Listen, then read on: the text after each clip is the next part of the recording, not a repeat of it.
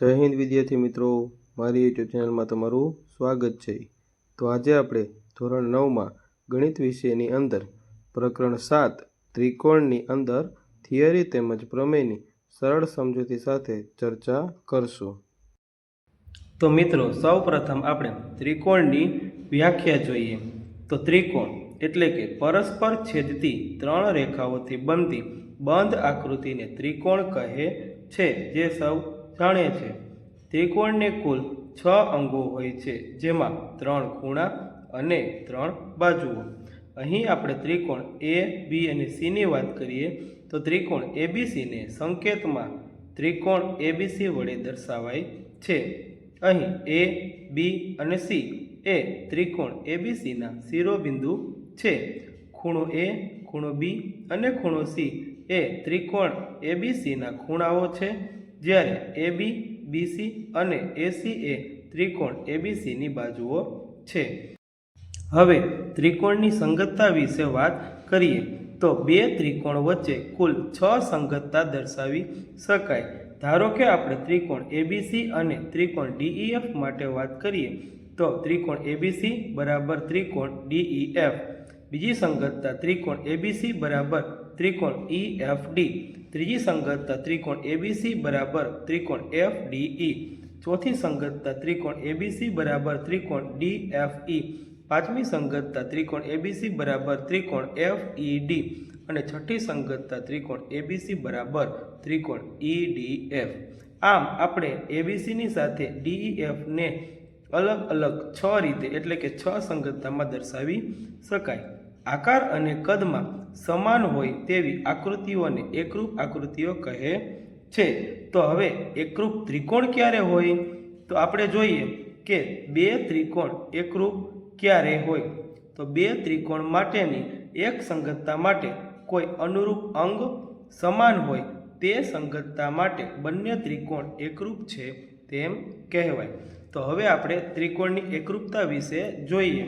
તો ત્રિકોણની એકરૂપતા, દાખલા તરીકે ત્રિકોણ એબીસી અને ત્રિકોણ ડીઈએફ માટે જો ખૂણો એ બરાબર ડી, ખૂણો બી બરાબર ઈ અને ખૂણો સી બરાબર એફ હોય તો એબી બરાબર ડીએફ, બીસી બરાબર ઈએફ અને એસી બરાબર ડીએફ।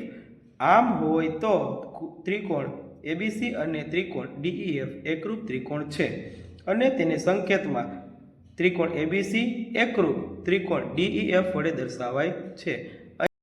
હવે ત્રિકોણની એકરૂપી શરતો વિશે જોઈએ તો પૂર્વધારણા નંબર 7.1 જે છે બાખુબા પૂર્વધારણા। જો બે ત્રિકોણ માટે એક ત્રિકોણની બે બાજુઓ અને અંતર્ગત ખૂણો બીજા ત્રિકોણની અનુરૂપ બાજુઓ અને અંતર્ગત ખૂણાને સમાન હોય તો તે બે ત્રિકોણ એકરૂપ ત્રિકોણ છે તેમ કહેવાય। દાખલા તરીકે અહીં એબીસી ત્રિકોણ અને ત્રિકોણ ડીઈએફમાં એબી બરાબર ડીઈ છે, જ્યારે ખૂણો બી બરાબર ખૂણો ઈ છે અને બીસી બરાબર ઈએફ બાજુ છે, તો ત્રિકોણ એબીસી એકરૂપ ત્રિકોણ ડીઈએફ કહેવાય। હવે પ્રમેય 7.1 એકરૂપતાની ખૂબાખૂબ શરત। તો જો એક ત્રિકોણના બે ખૂણા અને અંતર્ગત બાજુ અનુક્રમે બીજા ત્રિકોણના અનુરૂપ ખૂણા અને અંતર્ગત બાજુને સમાન હોય તો આ બે ત્રિકોણ એકરૂપ છે। અહીં આપણે ત્રિકોણ એ બી સી અને ડીઈએફની વાત કરીએ તો બી બરાબર ઈ, સી બરાબર એફ અને બીસી બરાબર ઈએફ બાજુ છે। હવે પક્ષ જોઈએ તો બી બરાબર ઈ, સી બરાબર એફ અને બીસી બરાબર ઈએફ। સાબિત શું કરવાનું છે એટલે કે આપણું સાધ્ય શું છે તો કે ત્રિકોણ એબીસી એકરૂપ ત્રિકોણ ડીઈએફ છે। હવે સાબિતી માટે એબી અને ડીઈ માટેની 3 શક્યતા છે। નંબર 1 એબી બરાબર ડીઈ થાય। નંબર 2 એબી ગ્રેટર ધેન ડીઈ એટલે કે એબી મોટા છે ડીઈ કરતા। અને નંબર 3 એબી લેસ ધેન ડીઈ એટલે કે એબી નાના છે ડીઈ કરતા। તો વિકલ્પ 1 જોઈએ કે ધારો કે એબી બરાબર ડીઈ હોય તો ત્રિકોણ એબીસી અને ત્રિકોણ ડીઈએફમાં એબી બરાબર ડીઈ, ખૂણો બી બરાબર ખૂણો ઈ, કેમ તો કે પક્ષમાં છે, અને બીસી બરાબર ઈએફ, એ પણ શેમાં આપેલું છે? પક્ષમાં। તેથી ત્રિકોણ એબીસી એકરૂપ ત્રિકોણ DEF થાય. કઈ રીતે? તો કે બાખુબા પૂર્વધારણા મુજબ. બાખુબા એટલે શું હતું? તો કે બાજુ, ખૂણો, બાજુ. હવે વિકલ્પ નંબર 2 વિશે વિચારીએ. તો ધારો કે AB ગ્રેટર ધેન DE છે. તો અહીં આકૃતિ જોઈએ તો ABC DEF, જેમાં AB છે એ DE કરતાં મોટા છે. તેથી AB પર P બિંદુ એવું મળે કે જેથી PB બરાબર DE થાય. એટલે કે C માંથી AB ઉપર એક P બિંદુ લેવાનું જેથી PB બરાબર DE થાય. હવે PBC અને DEF માં PB બરાબર DE જે આપણે લીધેલું છે. ત્યારબાદ ખૂણો B બરાબર ખૂણો E એ આપણને પક્ષમાં આપેલું હતું. ત્યારબાદ BC બરાબર EF એ પણ આપણને પક્ષમાં આપેલું છે. તો તેથી ત્રિકોણ PBC એકરૂપ ત્રિકોણ DEF બાખુબા શરત મુજબ. હવે PCB બરાબર ખૂણો F, આપણે આની ઉપરથી શું જોઈ શકીએ? તો કે PCB બરાબર ખૂણો F. પરંતુ આપણે જોઈએ કે ACB બરાબર ખૂણો F છે, જે આપણને પક્ષમાં કહે છે. તેથી PCB બરાબર ખૂણો ACB થાય. આ માત્ર ત્યારે જ શક્ય હોય જ્યારે P બિંદુ A પર આવેલું હોય, એટલે કે P બરાબર A. તેથી AB ગ્રેટર ધેન DE. તેથી ABC એકરૂપ ત્રિકોણ DEF બાખુબા પૂર્વધારણા પરથી. ત્યારબાદ આપણે વિકલ્પ નંબર 3 વિશે વિચાર કરીએ. તો ધારો કે AB લેસ ધેન DE હોય તો આપણે DE પર M બિંદુ એવું લઈએ કે જેથી ME બરાબર AB થાય.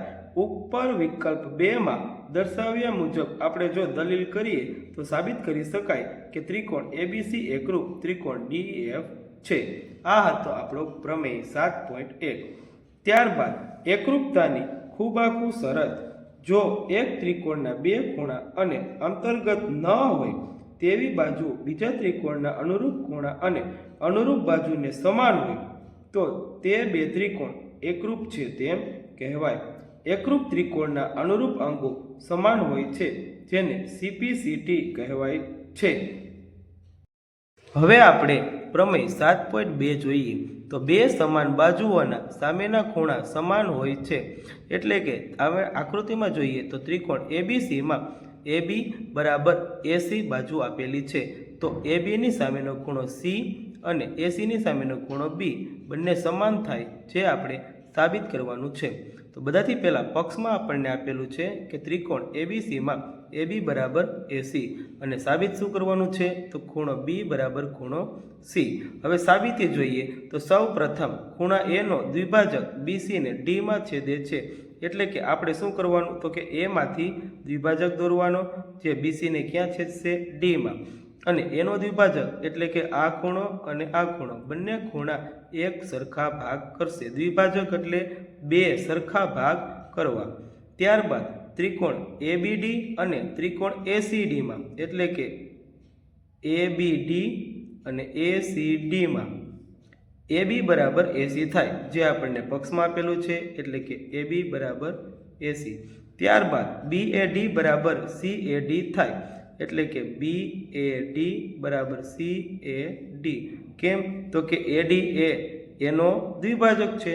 ત્યારબાદ AD બરાબર AD, એટલે કે AD બરાબર AD. આ ત્રિકોણ માટેની AD અને આ ત્રિકોણ બીજા ત્રિકોણ માટેની AD, એટલે કે એ પણ એક જ બાજુ આપેલી છે. એટલે તેથી ABD એકરૂપ ACD બાખુબા શરત મુજબ. એટલે કે આપણને અહીંયા આ ત્રિકોણની અંદર ABD માં AB બરાબર AC, A બરાબર A અને AD બરાબર AD. તેથી બાખુબા શરત મુજબ ABD બરાબર ACD થાય. તેથી આપણે કહી શકીએ કે ખૂણો B બરાબર ખૂણો C થાય. આ હતો આપણો પ્રમેય 7.2, જે મોસ્ટ ઇમ્પોર્ટન્ટ પ્રમેય છે, વારંવાર એક્ઝામમાં પૂછાય છે. ત્યારબાદ પ્રમેય નંબર 3, ત્રિકોણના સમાન ખૂણાની સામેની બાજુઓ સમાન હોય. એટલે કે કોઈ ત્રિકોણ આપેલો હોય, એમાં જે ખૂણાઓ કોઈ 2 ત્રિકોણની અંદર જે ખૂણાઓ સમાન હોય તો તેની સામેની બાજુઓ પણ સમાન હોય છે. કોઈ એક ત્રિકોણની વાત કરીએ તો એમાં પણ સમાન ખૂણા આપેલા હોય, તેની સામેની બાજુઓ સમાન હોય છે. જેમ કે પ્રમેય 7.2 મુજબ. અહીં પ્રમેય 7.3 એ 7.2નું પ્રતિપ્રમેય કહેવાય છે. હવે પ્રમેય 7.4, તો જો એક ત્રિકોણની ત્રણેય બાજુઓ બીજા ત્રિકોણની ત્રણેય બાજુઓને સમાન હોય તો તે બંને ત્રિકોણો એકરૂપ થાય તેને એકરૂપતાની બાબા શરત કહે છે. એટલે કે કોઈ એક ત્રિકોણની વાત કરો, એની ત્રણેય બાજુ બીજા ત્રિકોણની ત્રણેય બાજુઓને જો સમાન હોય, એટલે કે ધારો કે એબીસી અને ડીઈએફની વાત કરીએ તો એબી બરાબર ડીઈ, બીસી બરાબર ઈએફ અને એસી બરાબર ડીએફ.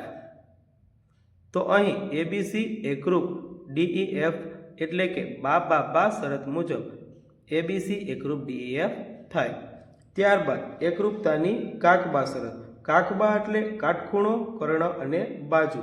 તો જો બે ત્રિકોણના કાટખૂણા, કર્ણ અને કોઈ પણ એક બાજુ એટલે કે બાકીની બાજુ સમાન હોય તો તે બંને ત્રિકોણ એકરૂપ હોય તેમ કહેવાય. એટલે બે કાટકોણ ત્રિકોણ લઈએ તો એની અંદર એક કર્ણ હોય, ત્યારબાદ એક કાટખૂણો હોય અને બાકીની બે બાજુઓ હોય. તો અહીં એક કર્ણ બીજા કર્ણને સમાન હોય, ત્યારબાદ બંને ખૂણા તો કાટખૂણા જ છે અને બાકીની બંને બાજુમાંથી કોઈ એક બાજુ જો બીજા ત્રિકોણની બીજી બાજુને સમાન હોય તો આ બંને ત્રિકોણો એકરૂપ કહેવાય, જે પ્રમેય 7.5 મુજબ એટલે કે કાકબા શરત મુજબ એકરૂપતાની શરત છે. તો મિત્રો, આવું અવનવું ગણિતમાં શીખવા માટે SD સરની ચેનલને લાઈક કરો, શેર કરો અને સબસ્ક્રાઈબ કરો. જય હિન્દ.